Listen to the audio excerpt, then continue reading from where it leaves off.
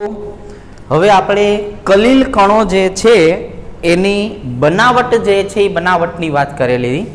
હવે આ જે બનાવટનો જે ભાગ છે એના ઉપરથી આપણે એના શુદ્ધિકરણની પ્રક્રિયા જે છે એ શરૂ કરી દીધી છે.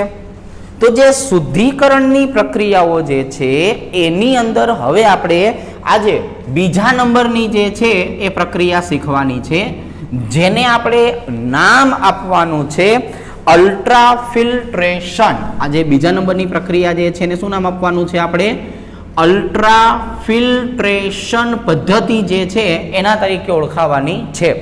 આપણે રાસાયણિક પ્રક્રિયા અને એના જે છે એ આધારે આપણે કલીલ કણોની બનાવટ કરી. તો એ જે કલીલ કણો જે છે એમાં જે અલગ અલગ પ્રકારની અશુદ્ધિ આવેલી છે, મુખ્યત્વે અશુદ્ધિ જે છે એ ઘનતા આધારિત હોય છે અને કલીલ કણોના સાઇઝને આધારિત અશુદ્ધિ જોવા મળે છે. એટલે પેલો જે ભાગ આપણે અશુદ્ધિનો શુદ્ધિકરણ માટે જે શીખ્યા એની અંદર આપણે પારશ્લેષણની વાત કરી હતી, જેને આપણે ડાયાલિસિસ પ્રોસેસ તરીકે ઓળખીએ છીએ. અને વિદ્યુતીય ડાયાલિસિસના કારણે જે તે પ્રક્રિયા જે છે એનો વેગ જે છે એ વેગ આપણે વધારી શકાય. આની અંદર આપણે જોવા જઈએ તો આની અંદર આપણે શું કરશું તો કે આપણે એક ફિલ્ટ્રેશન પ્રક્રિયા જે છે એને બનાવવા માટે થઈને વોટમેન ફિલ્ટર પેપરની જરૂર પડશે. આપણી પાસે જે સાદું ફિલ્ટર પેપર આવેલું છે એના આધારે જે છે એ આપણે શું કરી શકવાના છીએ તો કે જે સાદું ફિલ્ટર પેપર છે એના આધારે આપણે અલગીકરણ કરી શકીએ, પણ કલીલ કણોનું જે શુદ્ધિકરણ માટે જે છે એ આપણે જરૂર પડવાની છે. એનું નામ છે અલ્ટ્રા ફિલ્ટર પેપર. જે અલ્ટ્રા ફિલ્ટર પેપર જે છે એને બોલવામાં આવે છે વોટમેન ફિલ્ટર પેપર. વિશિષ્ટ પ્રકારનું આ ફિલ્ટર પેપર છે જેને આપણે જે છે એ કલીલ કણોના શુદ્ધિકરણ માટે વાપરી શકાય છે. એટલે જો આપણે અલ્ટ્રા ફિલ્ટર પેપર્સની જો વાત કરવી હોય તો શું કરવાનું તો કે સાદું ફિલ્ટર પેપર જે છે એ સાદા ફિલ્ટર પેપરની અંદર આપણે જે છે એ ઉમેરવાનું છે નાઇટ્રોસોસેલ્યુલોઝ જે છે એનું મિશ્રણ. શું કરવાનું છે?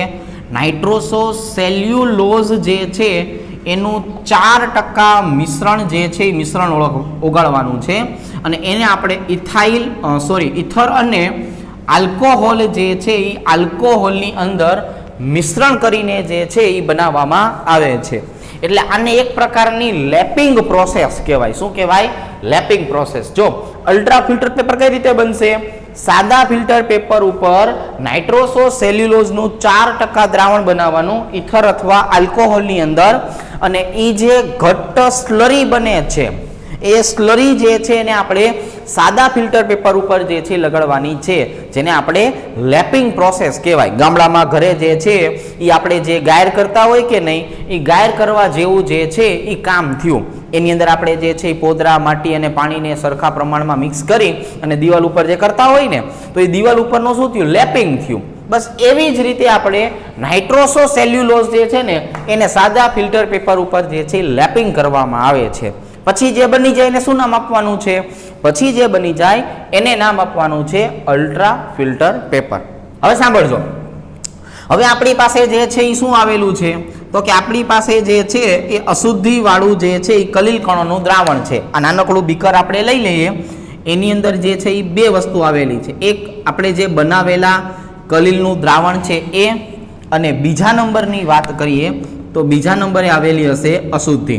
આ અશુદ્ધિ જે છે અતિ સૂક્ષ્મ કણ જે છે એ ધરાવતી હોય છે. એટલે અહીંયા આપણે લખી શકીએ છીએ એક આપણી પાસે આવેલું છે અશુદ્ધિ, અને બીજા નંબરની વાત કરીએ તો આની નજીક કોણ આવેલું છે? કલીલ કણો જે છે એ કલીલ કણો આવેલા છે. હવે આપણે આને જે છે એ ફનેલ જે છે એ ફનેલમાં લઈ લઈએ. જો આ આપણી પાસે એક સરસ મજાની જે છે એ શું આવી ગઈ તો કે ફનેલ આવી ગઈ. આ ફનેલ જે છે એને આપણે જે છે એ શું કરવાનું છે તો કે ફનેલને કોનિકલ ફ્લાસ્ક જે છે એ કોનિકલ ફ્લાસ્ક સાથે જોડી દો આવી રીતે. હવે આપણે જે ફનેલનો ભાગ છે એ ફનેલના ભાગની ઉપરના બાજુએ આ અલ્ટ્રા ફિલ્ટર પેપર અથવા વોટમેન ફિલ્ટર પેપર જે છે એ લઈ લઈએ. આ આપણી પાસે કોણ આવી ગયું છે? તો કે અહીંયા આવી ગયું છે આપણી પાસે અલ્ટ્રા ફિલ્ટર પેપર. ચાલો આવી રીતે હવે આપણે જે આ કલીલ કણો જે છે એનું અને મિશ્રણ જે છે એ મિશ્રણને આ ફનેલ મારફતે નાખીએ એટલે શું થશે કે કલીલ કણો જે છે એમનું અહીંયા સંચયન થશે. બરોબર છે? આવી રીતે જે છે એ આવી રીતે જે છે ગોઠવાતા જશે અને અશુદ્ધિના કણ જે છે એ અશુદ્ધિના કણ નીચેની બાજુએ પાત્રમાં આવતા જશે. ક્યાં આવતા જશે? નીચેની બાજુએ પાત્રમાં. પણ હવે આપણે વાત કરીએ કે જે અલ્ટ્રા ફિલ્ટર પેપર જે છે એની અંદર છિદ્ર રચના એટલી બધી નાની હોય છે કે જેમાંથી પસાર થતા આ જે અશુદ્ધિને આવતા માટે બહુ જ વધારે સમય લાગે. કારણ કે સાદા ફિલ્ટર પેપરની વાત કરીએ એમાં પણ છિદ્ર નાની હોય, એમાં પણ આપણે પાછું લેપિંગ કર્યું એટલે છિદ્રની સાઈઝ અતિ સૂક્ષ્મ થઈ જાય અને એમાંથી નીચેની બાજુએ આવવા માટે થઈને જે છે એ અશુદ્ધિને વધારે પડતો સમય લાગે છે. તો દરેક વખતે આપણું કામ શું હોવું જોઈએ? તો કે જે આપણા હાથમાં છે સમય ઘટાડવો. તો સમય ઘટાડવા માટે થઈને જે છે આ કોનિકલ ફ્લાસ્કની સાથે સાથે સક્શન પંપ જે છે એને જોડી દેવાનો. બરોબર છે? અહીંયા જે છે એનું જોડાણ કોની સાથે કરી નાખવાનું છે? તો કે એનું જોડાણ જે છે એ કરી નાખવાનું છે સક્શન પંપ સાથે. એનો મતલબ કે પાછી ફૂંક લેતો હોય એવો પંપ. જેવું તમે અહીંથી પાછી ફૂંક લેવાની શરૂઆત કરશો કે નહીં એટલે નીચેથી દબાણ ઉત્પન્ન થશે, એક પ્રકારનું શોષણ ઉત્પન્ન થશે કે જેવું અહીંથી સક્શન પંપ દ્વારા પાછી ફૂંક લેવાતી જશે એટલે આટલા ભાગની અંદર જે છે દબાણ ઉત્પન્ન થશે. જે દબાણ ઉપરનું દ્રાવણ જે છે ને નીચેની તરફ જે છે એ તાકાતથી ખેંચવાની શરૂઆત કરશે અને જેના કારણે જે છે આ જે અશુદ્ધિનો ભાગ જે છે એ ઝડપથી જે છે એ નીચે આવે છે. તો એનો મતલબ એવો થયો કે ડાયાલિસિસ પ્રક્રિયા જે છે એ ધીરી પ્રોસેસ હતી એટલા માટે આપણે એમાં ઇલેક્ટ્રોડ ગોઠવીને અશુદ્ધિ જે છે એના વીજભારને પોતાની તરફ આકર્ષિત કરવા માટે થઈને શું કર્યું હતું? ઇલેક્ટ્રોડની મદદ લીધી હતી. વિદ્યુતીય ડાયાલિસિસ કરવાથી શું થયું? એની સ્પીડ જે છે, ઝડપ જે છે એમાં વધારો કરી શકાય. એવી રીતે અલ્ટ્રા ફિલ્ટર પેપરની મદદથી પણ આપણે એનું શુદ્ધિકરણ તો કરી જ શકવાના છીએ, પણ સક્શન પંપ જોડશું તો એનાથી સમય જે છે એ સમયમાં પણ ઘટાડો કરી શકાય છે.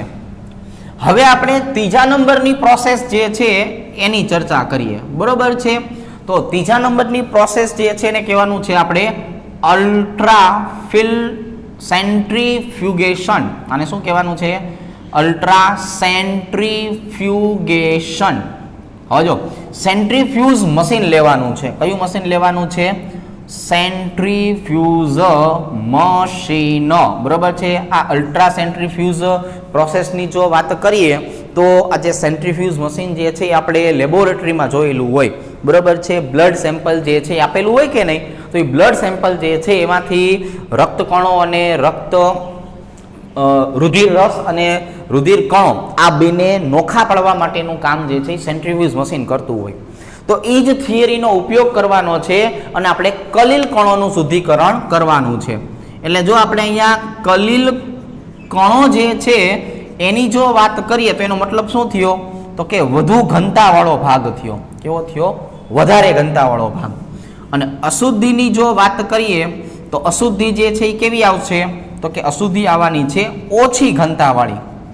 હવે આપણે જે છે એ આ અશુદ્ધિ અને કલીલ કણો ધરાવતું જે દ્રાવણ જે છે એને સેન્ટ્રીફ્યુઝ મશીનમાં મૂકશું. એને જે છે એ આપણે ગોળ ગોળ રોટેશન જે છે એ રોટેશન કરાવશું.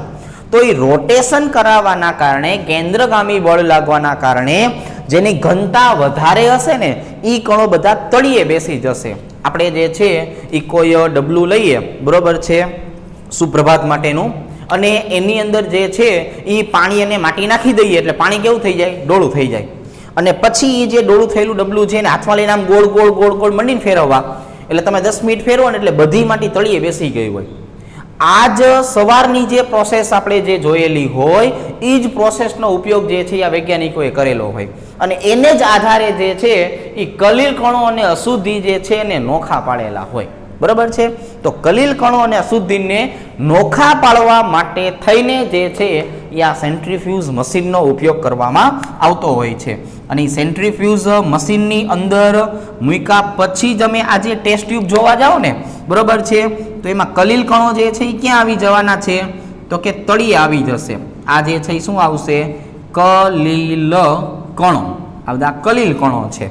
અને ઉપરનો ભાગ જે છે એમાં શું આવી જશે? અશુદ્ધિ અને પાણીનો ભાગ આવી જશે. જો આવી રીતે.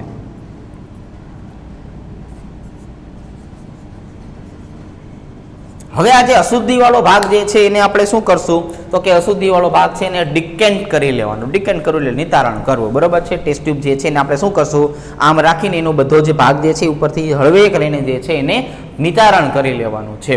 તો એ નિતારણ કરતા રહેવાનું, 2-3 વખત પ્રોસેસ કરશું પછી આપણને જે છે એ શુદ્ધ કલીલ કણો જે છે એ મળે છે, બરોબર છે.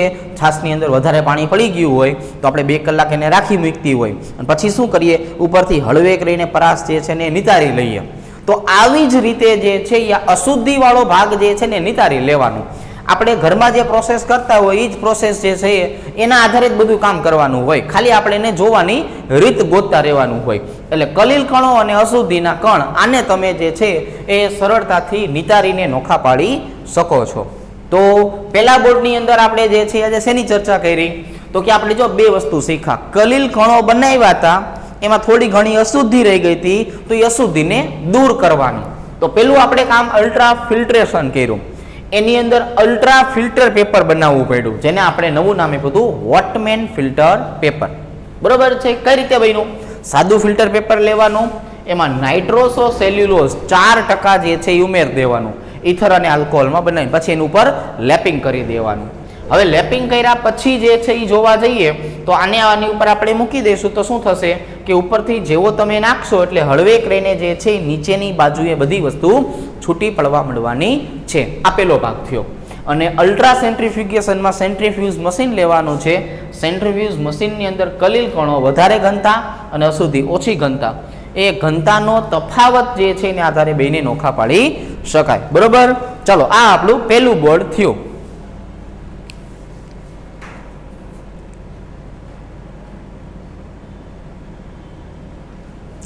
હવે જો પાછા થોડાક આગળ વધીએ.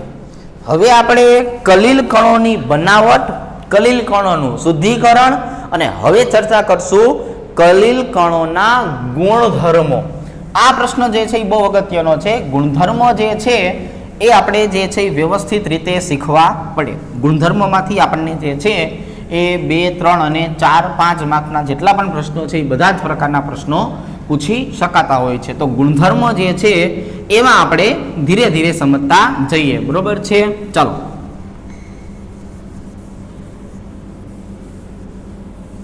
પેલો ગુણધર્મ જે છે એ શીખવાનો છે સંખ્યાત્મક ગુણધર્મો.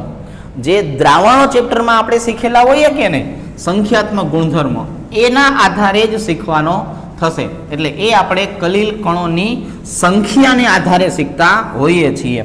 તો પહેલો ગુણધર્મ જે છે એ કયો શીખવાનો છે?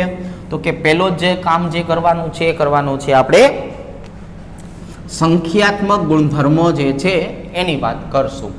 એટલે ટોપિક જે છે એ ટોપિકનું નામ લખી નાખીએ આપણે, કલીલ કણોના ગુણધર્મો. એની અંદર પેલું જે છે એ શીખવું છે આપણે સંખ્યાત્મક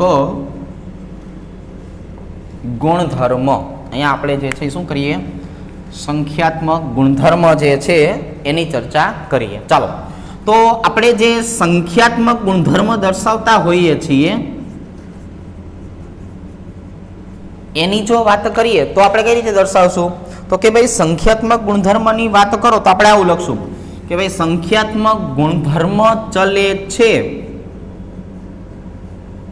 ઉત્કલન બિંદુનો વધારો. એની સાથે સાથે આપણે લખતા હતા ચલે છે 1/છેદમાં ઠાર બિંદુનો ઘટાડો.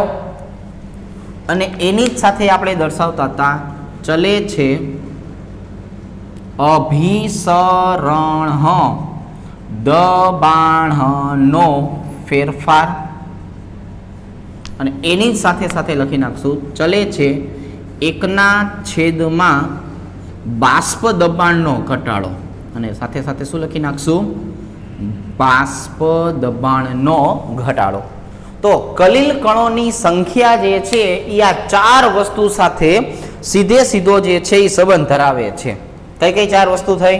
તો કે કલીલ કણોની સંખ્યા જો વધતી જાય તો એના સાથે સાથે ઉત્કલન બિંદુ હંમેશા વધે. આપણે ખાલી સાદા દ્રાવણની વાત કરીએ તો આપણે એવું કહેતા હતા કે આપણે 1 લીટર પાણીને ઉકાળવું હોય તો 1 લીટર પાણીને ઉકાળવા માટે થઈને આપણે 100°C સુધી લઈ જવું પડે. એટલે 1 લીટર પાણી જે છે એને આપણે 100°C આરામથી ઉકાળી શકાય. પણ હવે એ જ લીટર પાણીની અંદર તમે જે છે એ મુઠ્ઠી ભરીને મીઠું નાખી દો. હવે પાછું હવે એ મીઠાવાળું દ્રાવણ તમારે ઉકાળવું હોય તો આપણે ફરજિયાત 100°C કરતાં એને વધારે ઉકાળવું પડે છે. કારણ એવું છે કે એ જે વધારાના મીઠાના કણ આવ્યા એને પણ ગરમ કરવા માટે આપવી પડતી ઉર્જા જે આપણે તાપમાન સ્વરૂપે આપવાની છે તો એ તાપમાનમાં વધારો કરવો પડે. તો એનો મતલબ એવો થઈ ગયો કે દ્રાવણ જે છે એનું ઉત્કલન બિંદુ જે છે એ માત્ર પાણી અથવા તો દ્રાવક કરતાં કેવું હોય વધારે. તો મીઠું વધતું જાય તો તાપમાન વધતું જવાનું છે. તો એનો મતલબ એવો થયો કે કણ જે છે એ કણ વધતા જશે, સંખ્યા વધતી જશે તો ઉત્કલન બિંદુમાં વધારો જોવા મળે છે. હવે ઠાર બિંદુની વાત કરીએ તો ઠાર બિંદુનો મતલબ એવો થયો ફરીથી એક વખત કે આપણે પાણી એકલું જે છે લઈએ અને એને જો આપણે ઠારીને બરફ બનાવવો હોય તો એના માટે 0°C લઈ જવું પડે. 0°C લઈ જાવ એટલે પાણીમાંથી બરફ બનવાની શરૂઆત થઈ જાય. પાછું આપણી અંદર મીઠું નાખી દઈએ તો હવે જે મીઠાવાળું પાણી જે છે એને જો ઠંડુ પાડવું હોય તો આપણે 0 કરતાં પણ નીચે માઇનસની અંદર ટેમ્પરેચરની જરૂર પડવાની છે. તો એનો મતલબ એનું ઠારણ જે છે એ ઠારણ હવે વધારે ને વધારે નીચા તાપમાને ગયું. 0 કરતાં પણ કેવું ગયું? ઓછા તાપમાને ગયું. તેનો મતલબ એવો થયો કે મીઠાવાળું પાણી છે ઉકાળવું હોય તો 100°C કરતાં વધારે તાપમાન આપવું પડે અને એનું જ આપણે જમાવો કરવો હોય, બરફ બનાવવો હોય તો જમાવવા માટે જે છે આપવું પડતું તાપમાન 0 કરતાં પણ નીચે લઈ જવું પડે. તો એના ઠાર બિંદુમાં શું થઈ જશે? ઘટાડો થવાનો છે. એ ઠાર બિંદુ ઓછું થતું જશે. અભિસરણ દબાણમાં ફેરફાર થશે, બાષ્પ બનતા અણુઓની સંખ્યામાં પણ ફેરફાર થવાનો છે. તો મતલબ આપણે જે છે પહેલો ગુણધર્મ કયો શીખા? તો કે ભાઈ પહેલો ગુણધર્મ જે છે એ શીખા એનો સંખ્યાત્મક ગુણધર્મ. તો જે સંખ્યાત્મક ગુણધર્મ જે છે એની જો વાત કરીએ તો એને આવી રીતે જે છે એ સમજાવી શકો. હવે આપણે જે છે એ શું કરવાનું છે? તો કે હવે આપણે બીજા નંબરનો ગુણધર્મ જે છે એ શીખવાનો છે જેને કહેવાનો છે એનો પ્રકાશીય ગુણધર્મ. આ જે પ્રકાશીય ગુણધર્મ છે એને વિશિષ્ટ નામ આપવાનું છે જેને કહેવામાં આવે છે ટિન્ડલ અસર. હવે જે ટિન્ડલ અસરની આપણે વાત કરીએ છીએ ને તો ટિન્ડલ અસર જો આપણે બધે અનુભવેલી હોય કે કોઈ પણ રજકણો જે છે એ હવામાં રહેલા કલીલ કણો છે તો એ કલીલ કણો શું કરતા હોય છે? તો કે પ્રકાશનું વિખેરણ કરતા હોય છે, ફેલાવો કરતા હોય છે, પ્રકાશની અંદર ચળકતા હોય છે. જો એનું આપણે એકદમ સરસ મજાનું ઉદાહરણ લઈએ, ગામડાની અંદર જેલા નળિયાવાળા ઘર હોય કે નહીં, એ નળિયાવાળા ઘરની અંદર આપણે અંધારું કરી નાખીએ અને ક્યાંક ને ક્યાંકથી નાનકડા જે છિદ્ર રહી ગયા હોય તો એ પ્રકાશ જે છે એ શું કરતા હોય? છિદ્રમાંથી નીચે આવતા હોય. રૂમની અંદર રજકણો જે છે એ રજકણો આવેલા હોય તો શું થતું હોય છે કે એ જે રજકણો હોય છે ને એ પ્રકાશની સાથે અથડાય છે અને એના કારણે એનો શેડો પડે છે. શું પડતું હોય છે? એનો શેડો પડે. તો એ જે શેડો પડવાની ઘટના છે કે નહીં એને જ કહેવામાં આવે છે ટિન્ડલ અસર. બરાબર છે. પછી ગામની અંદર જે છે એ સર્કસ કા જાદુગરવાળા આવ્યા હોય તો એ રાતે શું કરતા હોય? તો કે રાતે શેડા પાડતા હોય. જેટલા ભાગમાં એ લાઇટ ફરતી હોય ને એટલો ભાગ આપણને જે છે પ્રજ્વલિત થયેલો જોવા મળે, ચળકતો જોવા મળે. કારણ કે વાતાવરણમાં એટલું બધું પોલ્યુશન છે, એટલા બધા પાર્ટિકલ્સ છે, એટલા બધા રજકણો ઉડતા હોય છે કે જેવી લાઇટ નાખે છે ને એ લાઇટની સાથે અથડાય છે અને લાઇટને ફેલાવે છે. એટલે ફેલાવો થવાની જે પ્રક્રિયા જે છે એને આપણે જે છે શું કહેવાનું છે? ટિન્ડલ અસર કહેવાની છે. લાઇટ કોઈ પણ જગ્યાએ અથડાય ને એટલે ફેલાય. તમે જે છે ખાલી ટોર્ચનો આમ શેડો કરો તો એ એટલા ભાગમાં જ જવાની છે, પણ જો વચમાં કંઈક આવી જશે એની સાથે અથડાશે તો આજુબાજુ ફેલાઈ જતી હોય છે. તો આવી રીતે આપણે જે છે એ ટિન્ડલ અસર જે છે એ ટિન્ડલ અસરને સમજાવી શકાય. તો એનો આધાર છે કણ જે છે એની સાઇઝ ઉપર. તો ટિન્ડલ અસરની જો વાત કરીએ તો એમાં પહેલા આપણે કહી દઈએ કે વૈજ્ઞાનિક ઝિગમોન્ડી જે છે, નામ આવું છે ઝિગમોન્ડી. તો વૈજ્ઞાનિક ઝિગમોન્ડીએ ટિન્ડલ અસરનો જે છે એ ઉપયોગ કરીને ઇલેક્ટ્રોન માઇક્રોસ્કોપ જે છે એ માઇક્રોસ્કોપ બનાવેલું હતું. ઇલેક્ટ્રોન માઇક્રોસ્કોપની અંદર આપણે જોયેલું જ છે કે ભાઈ પ્રકાશનું વિખેરણ થાય અને એના આધારે જે છે એ આપણે કોઈ પણ અતિ સૂક્ષ્મ ભાગ જે છે એને પણ અતિ વિશાળ સ્વરૂપે જોઈ શકાય. બરાબર, ઇલેક્ટ્રોન માઇક્રોસ્કોપ જે છે એમાં આપણે નાનકડો વાળ જે છે એ મૂકીએ તો એ આપણને જે છે એ હળિયા જેવો દેખાય. બરાબર છે. તો દરેક વસ્તુ જે છે એને આપણે વ્યવસ્થિત મોટા સ્વરૂપે જોઈ શકાય, જેની અંદર આ પ્રકાશના વિખેરણની સંકલ્પનાનો ઉપયોગ જે છે એ કોણે કરેલો છે? ઝિગમોન્ડી નામના વૈજ્ઞાનિકે કરેલો છે. એટલે હવે શું થયું કે ઝિગમોન્ડીએ ઇલેક્ટ્રોન માઇક્રોસ્કોપ બનાવ્યું, પણ એમાં જે પ્રકાશ વિખેરણની પ્રક્રિયા હતી ને એ આપણે ટિન્ડલ અસર દ્વારા સમજીએ. બરાબર છે, જેને ટિન્ડલ શંકુ તરીકે ઓળખાવશું. જો કઈ રીતે? તો કે આવી રીતે કે આપણી પાસે એક સરસ મજાનું જે છે એ કાચનું પાત્ર છે અને એને આપણે ટેસ્ટ ટ્યુબ કહી દઈએ. બરાબર છે. આ ટેસ્ટ ટ્યુબની અંદરની બાજુએ આપણે શું ભરેલું છે? તો કે કલીલ દ્રાવણ ભરેલું છે. જો એ આવી રીતે આ આપણી પાસે સરસ મજાનું જે છે એ પાત્ર છે. પાત્રની અંદર જે છે એ આપણે શું ભરેલું છે? તો કે આની અંદર આપણે કલીલ દ્રાવણ ભરેલું છે. હવે આ જે કલીલ દ્રાવણ ભરેલું છે કે નહીં, એમાંથી આપણે જે છે એ મોનોક્રોમેટિક લાઇટ પસાર કરશું. બરોબર છે. આને સોર્સ કહેવામાં આવે છે, સોર્સ ઓફ લાઇટ. પ્રકાશનું ઉદ્ગમ જેને આપણે કહીએ ને તે. અને આ જે પ્રકાશ જે છે એમાંથી પસાર કરીએ છીએ આપણે, એ કેવો હોય છે? મોનોક્રોમેટિક લાઇટ બીમ કહેવામાં આવે છે. ગુજરાતીમાં આપણે લખવું હોય તો આને કહેવામાં આવે છે એક વર્ણી પ્રકાશ, અથવા આપણે એક જ સમતલમાં ગતિ કરતો હોય એવો પ્રકાશ કહેવાય, જેને આપણે ધ્રુવીભૂત પ્રકાશ નામ આપ્યું હતું ને, એ ધ્રુવીભૂત પ્રકાશ છે. પોલારીમીટરમાંથી આપણે ધ્રુવીભૂત પ્રકાશને પસાર કરીએ પછી એનું ડાબી બાજુ કે જમણી બાજુ કોણાવર્તન થાય એટલે પ્રકાશ ક્રિયાશીલ છે કે નહીં એની ખબર પડે. પણ અહીંયા આપણે જે છે એ એવા પ્રકાશનો જે છે એ ઉપયોગ કરશું. આ એકવર્ણી પ્રકાશ જે છે, મોનોક્રોમેટિક લાઇટ બીમ જે છે, એ જેવું કલીલ કણ સાથે અથડાય છે ને, એટલે અથડાવાના કારણે જે છે એ શું થશે? તો કે એ જે છે એ બધી બાજુએ ફેલાતું જશે અને ફેલાઈને જે છે ને આવું શંકુ બનાવે. ફેલાઈને જે છે એ શું બનાવશે? આવું શંકુ બનેલું આપણને જોવા મળે. બરોબર છે. આપણે ટોર્ચને ચાલુ કરીએ તો ટોર્ચ જે છે એ શંકુ આકારે ફેલાય. બરોબર, લાઇટ જે પડતી હોય કઈ થાય? આમ શંકુ આકારે ફેલાય. અને વચમાં જેટલા પણ જે છે એ કણ આવેલા હશે, પાર્ટિકલ્સ જે આવેલા હશે, અને એ બધાને કારણે એ પ્રજ્વલિત જોવા મળે. એટલે આ જે શંકુવાળો ભાગ જે બન્યો ને, આને કહેવામાં આવે છે ટિન્ડલ શંકુ. આને શું કહેવામાં આવે છે? ટિન્ડલ શંકુ કહેવામાં આવે છે. હવે આપણે અહીંયા પાછી જો બીજા નંબરની વાત કરીએ તો કણ જેમ મોટો થતો જશે એમ પ્રકાશનું વિખેરણ જે છે કેવું થશે? વધતું જવાનું છે. અને જે પ્રકાશનું વિખેરણ વધતું જશે કે નહીં, એને આધારે આપણે જે છે એનો એંગલ જે છે એ એંગલ પણ માપી શકાતા હોય છે. બરોબર. તો જોવો જોઈએ એક વખત ફરીથી પ્રકાશીય ગુણધર્મ જે છે ને નામ શું આપ્યું આપણે? ટિન્ડલ અસર નામ આપ્યું. બરોબર છે. ઝિગમોન્ડી નામના વૈજ્ઞાનિકે શું કરેલું હતું? તો કે આનો ઉપયોગ કર્યો હતો અને ઇલેક્ટ્રોન માઇક્રોસ્કોપ જે છે એ બનાવ્યું હતું. બરોબર. પછી આપણે જો ટિન્ડલની વાત કરીએ તો ટિન્ડલે કેવા અખતરા કર્યા હતા?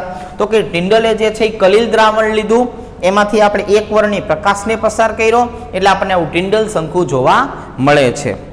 હવે જો આની ખાસિયતની વાત કરીએ તો આવી રીતની થશે કે આપણે આજે કલીલ દ્રાવણ જે છે એમાંથી જે મોનોક્રોમેટિક લાઇટને પસાર કરીએ છીએ કે નહીં, તો એ મોનોક્રોમેટિક લાઇટના કારણે શંકુ જે બનતા હોય છે ને અલગ અલગ રંગના બનતા હોય છે. જો આપણે ધીરે ધીરે સમજીએ. ફોર એક્ઝામ્પલ ફરીથી આપણી પાસે આ કલિલ દ્રાવણ જે છે એ આવેલું છે, પણ આ વખતે જે છે લખી નાખીએ સલ્ફર સોલ, એટલે સોલનો મતલબ થાય કલિલ, સલ્ફરનું જે છે એ કલિલ દ્રાવણ તમે લ્યો. આની અંદર આપણે જે છે શું ભરેલું છે, સલ્ફર જે છે એ સલ્ફરનું કલિલ દ્રાવણ જે છે એ કલિલ દ્રાવણ ભરેલું છે. આવી રીતે જો એ આમ. હવે આમાંથી આપણે જે છે આ જ રીતે શું કરવાનું છે, તો કે મોનોક્રોમેટિક લાઇટ જે છે ને પસાર કરવાની છે. પણ જેવી તમે મોનોક્રોમેટિક લાઇટ જે છે ને પસાર કરશો કે નહીં, એટલે આપણને જે છે એ જુદા જુદા પ્રકારના જે છે એ આવા શંકુ જોવા મળવાના છે. અને આ જે જુદા જુદા પ્રકારના શંકુ જોવા મળે છે એમના રંગ જે છે એ પણ આપણને જે છે કેવા જોવા મળતા હોય છે, જુદા જોવા મળતા હોય છે. કાં તો આપણને જે છે આની અંદરથી આછો ગુલાબી રંગ જે છે એ જોવા મળતો હોય છે, કાં તો આપણને આની અંદર જે છે એ નારંગી રંગ જોવા મળતો હોય છે, કાં તો આપણને આની અંદર જે છે એ આછો લીલો રંગ જે છે એ લીલો રંગ જોવા મળતો હોય છે. તો આપણે કલિલ દ્રાવણમાંથી જ્યારે મોનોક્રોમેટિક લાઇટ પસાર કરી તો આવા જુદા જુદા રંગ શું કામ જોવા મળ્યા, તો એના આધાર જે છે એ બે પ્રકારના છે. બે રીતે આપણને આવા જુદા જુદા રંગ જોવા મળે છે.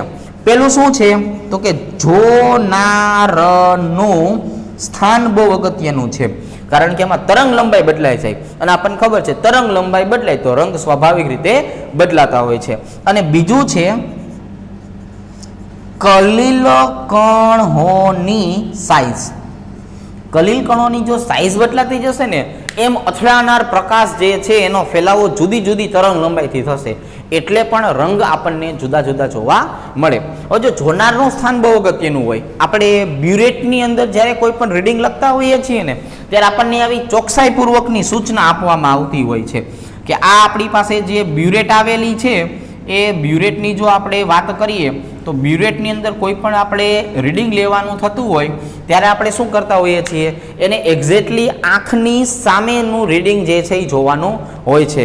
કારણ કે ઘણી વખત થતું શું હોય છે કે ઘણી વખત આપણે જે છે રીડિંગ જોઈએ ને એ આપણને આવો અર્ધચંદ્રાકાર ભાગ જોવા મળતો હોય. કેવો ભાગ જોવા મળે?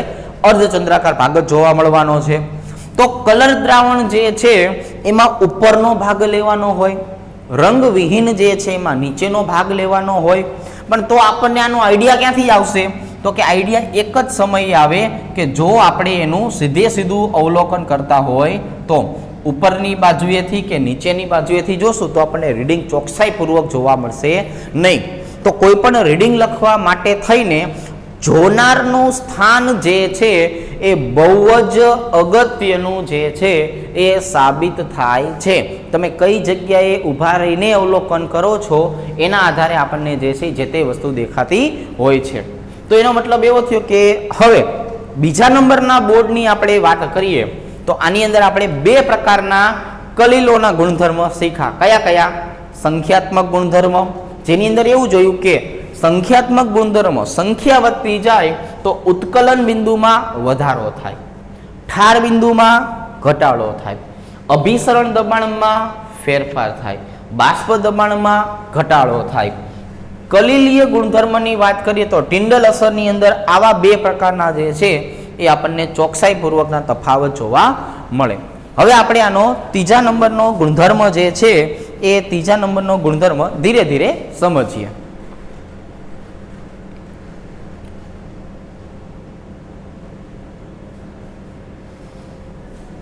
ચાલો જો હવે આપણે જે વાત કરવાની છે ત્રીજા નંબરનો ગુણધર્મ એને કહેવાનું છે બ્રાઉનિયન મોશન અથવા બ્રાઉનિયન ગતિ. જોઈએ એટલે આપણને ધીરે ધીરે સમજાતું જશે. આપણે શું કરશું, દરેક વસ્તુ જે છે એને આપણે પ્રેક્ટિકલ ઉદાહરણ સાથે જોડી દેશું, બરાબર? અથવા આપણે જેને જો રોજિંદા જીવનમાં અનુભવતા હોય ને એવા ઉદાહરણ સાથે સાંકળી દેશું, એટલે આપણે દરેક વસ્તુ જે છે એ આપણને સહેલી લાગતી જાય. આવી રીતના સમજશું તો આપણને આવા પ્રકારનું જોવા મળશે. એમ કરીને આપણે આગળ વધવાનું થશે, બરાબર? ચાલો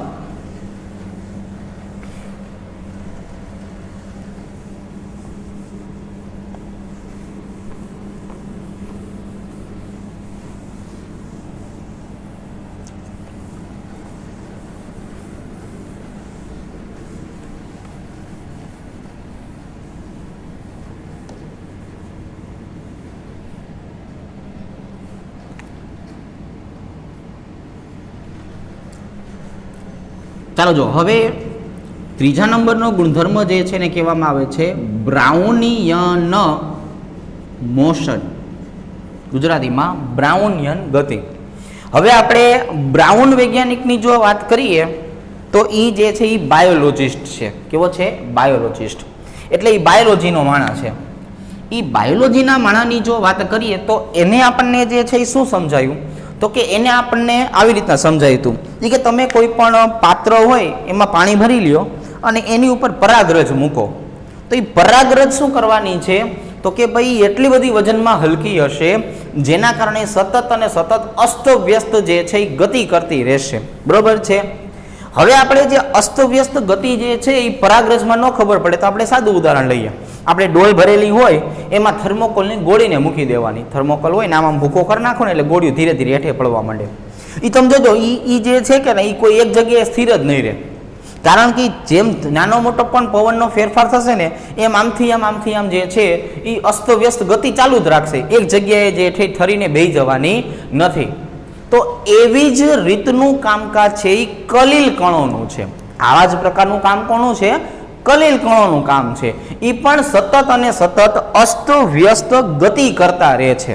એટલે હવે આપણે જે છે એ રોબર્ટ બ્રાઉનની જો વાત કરીએ તો રોબર્ટ બ્રાઉને આપણને શું સમજાયું હતું, તો કે ભાઈ પરાગરજ જે છે એ પરાગરજ પાણીની સપાટી પર કેવી સતત અને અસ્તવ્યસ્ત, જો સતત ખરી અને અસ્તવ્યસ્ત પણ ખરી, કે પરાગરજ પાણીની સપાટી ઉપર સતત અસ્તવ્યસ્ત ગતિ કર્યા જ કરે છે.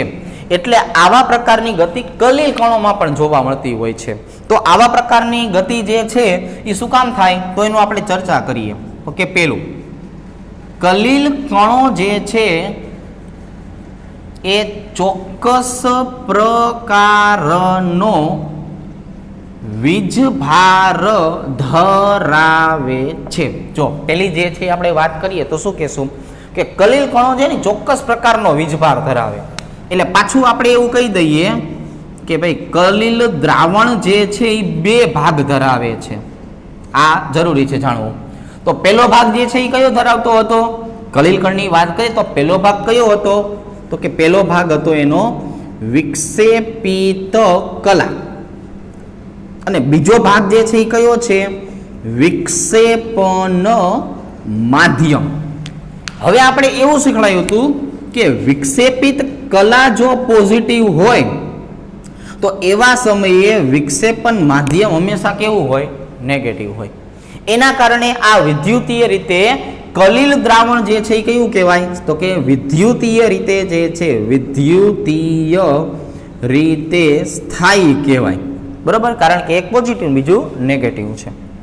હવે જો આના કરતા ઊંધું વિચારીએ આપણે કે ભાઈ એક પોઝિટિવ છે એક નેગેટિવ છે. હવે એવું કહીએ કે ભાઈ વિક્ષેપિત કલા જે છે ને એ નેગેટિવ છે, તો તમે તરત શું કહેશો, તો કે આવા સમયે માધ્યમ કેવું હોવાનું, તો કે માધ્યમ જે છે એ પોઝિટિવ હોવાનું. જો થઈ ગયું કે ભાઈ આ એક દ્રાવણનો પ્રકાર, આ બીજા દ્રાવણનો પ્રકાર. મૂળ પોઝિટિવ અને નેગેટિવ ભેગા થશે એટલે વિદ્યુતીય રીતે કેવા થઈ ગયા, તટસ્થ. પણ હવે આપણે જે સમજવાનું છે અહીંયા આવું છે કે વિક્ષેપિત કલા તો સમાન જ વીજભાર ધરાવે છે. આપણે એવું કીધું કે વિક્ષેપિત કલા અને વિક્ષેપન માધ્યમ એકબીજાથી વિરુદ્ધ વીજભાર ધરાવે તો કલીલ દ્રાવણ વિદ્યુત રીતે સ્થાયી છે. પણ અહીંયા આપણે ખાસ કરીને શું કહેવું જોઈએ કે તમામ વિક્ષેપિત કલા જે છે એ તો પાછો સમાન વીજભાર ધરાવે છે. કે ભાઈ વિક્ષેપિત કલા તો સમાન જ વીજભાર ધરાવે છે અને સમાન વીજભાર વચ્ચે હંમેશા અપાકર્ષણ થવું જોઈએ. કુદરતનો નિયમ છે જેને આપણે હંમેશા અનુસરવાનો જ છે. આમાં આપણે પશ્ચિમી સંસ્કૃતિને લાવવાની ન હોય કે સમાન વીજભાર વચ્ચે હંમેશા શું થવું જોઈએ, અપાકર્ષણ થવું જોઈએ. કુદરતના નિયમને આપણે વળગી રહેવું જોઈએ. તો આને આધારે તમે હવે જોશો ને તો તમને જો આવું જોવા મળશે કે આ આપણી પાસે જે છે એ શું આવી ગયું છે, તો કે આ આપણી પાસે એક સરસ મજાનું પાત્ર છે. પાત્રમાં આપણે વિક્ષેપણ માધ્યમ જે છે લીધેલું છે અને અહીંયા જે છે એ શું લીધેલું છે તો કે વિક્ષેપિત કલા લીધેલું છે. જો તો હવે આપણે જે છે એ આવી રીતે સમજશું કે ભાઈ જો વિક્ષેપિત કલાની જો આપણે વાત કરીએ ને તો વિક્ષેપિત કલાનો વીજભાર કેવો હતો તો કે ભાઈ એક જ સરખો હતો. ધારીએ આપણે કે ભાઈ માધ્યમ નેગેટિવ છે અને વિક્ષેપિત કલા પોઝિટિવ છે. જો આવી રીતે તો હવે શું થયું કે જેવા આ બે કણ એકબીજાની નજીક આવશે ને એટલે તરત એમની વચ્ચે શું થશે અપાકર્ષણ, એટલે ભાગીને અહીંયા જશે. જેવું અહીંયા આવશે કે નહીં એટલે એનું અપાકર્ષણ પાછું એને એના જેવા બીજા ઘટક સાથે થશે એટલે ભાગીને અહીંયા આવશે. એ પાછું જે છે એ ભાગીને ક્યાં જશે અહીંયા જશે. ત્યાંથી જે છે એ ક્યાં જશે તો કે અહીંયા જશે. આ ભાગીને આમ જતું હોય, આ આમ જતું હોય તો સતત અને સતત અસ્તવ્યસ્ત ગતિ જે છે એ ચાલુ જ રહેવાની છે. અને આ સતત અને સતત અસ્તવ્યસ્ત ગતિ ચાલુ જ રહેશે ને એટલા માટે એમ કહી શકાય કે કલિલ દ્રાવણ સ્થાયી છે. જો આપણે 3 દ્રાવણ જે છે એ શીખાતા, આપણે જે છે કેટલા દ્રાવણ શીખાતા તો કે એક સાચું દ્રાવણ, બીજા નંબરે શું શીખાતા અવક્ષેપિત દ્રાવણ, અને ત્રીજા નંબરે શું શીખાતા કલિલ દ્રાવણ. તો જો 3 જે છે એની ખાસિયત જો સાચા દ્રાવણના કણ આપણને જોવા મળતા જ નહોતા, એ તો આપણી પાસે છે જ નહીં. બીજો અવક્ષેપિત દ્રાવણની અંદર બધા કણ વધારે ઘનતાના કારણે ગુરુત્વાકર્ષણ બળની અસર હેઠળ તળિયે બેસી જતા હતા. પણ કલિલ કણ જે છે એ એવા પ્રકારનું દ્રાવણ હતું કે જે ગુરુત્વાકર્ષણ બળની અસરને સામે થઈને સતત અને સતત તરતા રહેતા કણ હતા. પણ શું કામ તરતા હતા? કેમ કે સમાન વીજભારની વચ્ચે જે છે એ એમને શું જોવા મળતું હતું તો કે અપાકર્ષણ જોવા મળતું હતું. એટલે એ અસ્તવ્યસ્ત ગતિ કરે છે. એટલે હવે જે હું શબ્દ વાપરું છું ને સાંભળજો કે ભાઈ સમાન વીજભારના અપાકર્ષણને કારણે, જો 2 લીટી લખીશ એકદમ વ્યવસ્થિત સમજવાની છે કે સમાન વીજભારના અપાકર્ષણના કારણે કલિલ કણો અસ્થિર હોય છે અને કલિલ દ્રાવણ સ્થાયી હોય છે. જો કણો કેવા છે અસ્થિર છે અને દ્રાવણ કેવું છે સ્થિર છે. હવે જો કણો વચ્ચે અપાકર્ષણ થશે તો કણો સતત અને સતત અસ્તવ્યસ્ત ફરવાના. કણો અસ્તવ્યસ્ત ફરે છે એટલે સતત અને સતત તરતા રહેવાના. અને જો સતત અને સતત કણો તરતા રહે છે તો જ દ્રાવણ ધૂંધળું બનવાનું. અને જો દ્રાવણ ધૂંધળું બને તો જ એને આપણે કલિલ દ્રાવણ કહેવાય. તો કલિલ દ્રાવણની વ્યાખ્યા શું છે? કણો સતત અને સતત તરતા રહેવા જોઈએ, દ્રાવણ ધૂંધળું લાગવું જોઈએ અને એના માટે કણ વચ્ચે અપાકર્ષણ થવું જરૂરી છે. અને અપાકર્ષણ ક્યારે થાય? સમાન વીજભાર હોય તો. જો દરેક વસ્તુને આપણે એક જગ્યાએ ભેગી કરી નાખી. ફરીથી એક વખત બોલીએ લાઈનસર. કણો કેવા છે? સમાન વીજભાર વાળા. સમાન વીજભાર છે માટે શું થાય? અપાકર્ષણ થાય. અપાકર્ષણ થાય તો કણો કેવા થાય? અસ્થિર રહે. અસ્થિર રહે એટલે સતત અને સતત તરતા રહે. કણો તરે તો દ્રાવણ ધૂંધળું બને અને દ્રાવણ ધૂંધળું બને એટલે કલિલ જે છે એનું દ્રાવણ સ્થિર કહેવાય. જો તળિયે બેસી જાય તો એને અવક્ષેપ કહેવાય. દેખાતા બંધ થઈ જાય તો સાચું દ્રાવણ કહેવાય. આ બંને પરિસ્થિતિ નથી આવતી એટલા માટે કલિલ દ્રાવણની પરિસ્થિતિ જે છે એ આવે છે અને એના માટે વીજભાર સમાન હોવો જરૂરી છે. તો હવે આપણે જે છે એ આ 3જા નંબરના બોર્ડની વાત કરીએ તેમાં આપણે બ્રાઉનિયન ગતિ જે છે એની ચર્ચા કરી. બ્રાઉનિયન ગતિ જે છે એમાં આપણે શું કીધું તો કે પરાગરજ જે છે ને પાણીની સપાટી ઉપર મૂકો તો એ સતત અને સતત અસ્તવ્યસ્ત ગતિ કર્યા કરે. એના ઉપરથી જે છે એ રોબર્ટ બ્રાઉનને જે છે એ શું વિચાર આવ્યો કે કલિલોમાં પણ આવા કંઈક કારણથી જે છે એ દ્રાવણ અસ્થિર બનતું કણો અસ્થિર બનતા હોવા જોઈએ. પછી એને ખબર પડી કે કલિલ કણો સમાન વીજભાર ધરાવે છે. સમાન વીજભારના કારણે જે છે એ જો આપણે વાત કરીએ